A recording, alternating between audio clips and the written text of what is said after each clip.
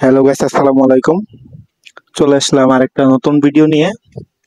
স্বাগতম আরেকটা পলিটিক্স এর ভিডিওতে। তো নারায়ণগঞ্জে গণ অধিকার পরিষদের আনন্দ র্যালি, এখানে পদ পেয়েছেন গণ অধিকার পরিষদের সভাপতি নুরুল হক নূর। তিনি ট্রাক মার্কা পেয়েছেন।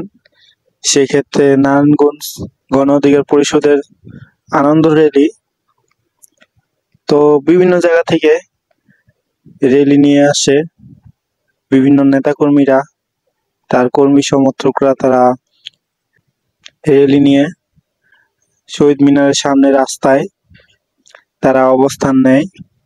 তার কিছুক্ষণ পরেই সড়কে প্রচুর জ্যাম লেগে যায়। তারা সড়কেই অবস্থান নেয় গণ অধিকার পরিষদের নেতাকর্মীরা।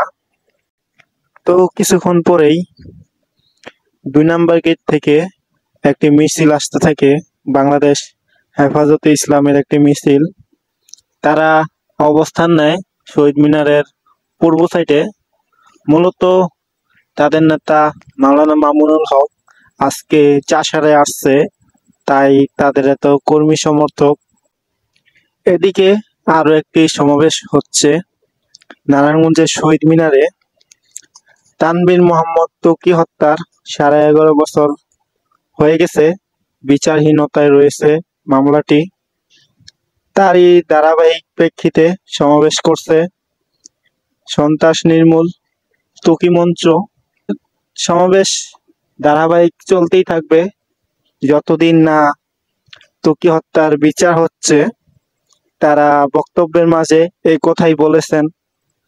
তারা বলেছেন, যতদিন পর্যন্ত ত্বকী হত্যার বিচার হবে না, ততদিন পর্যন্ত এই সমাবেশ, মিছিল, বিক্ষোভ মিছিল চলতেই থাকবে।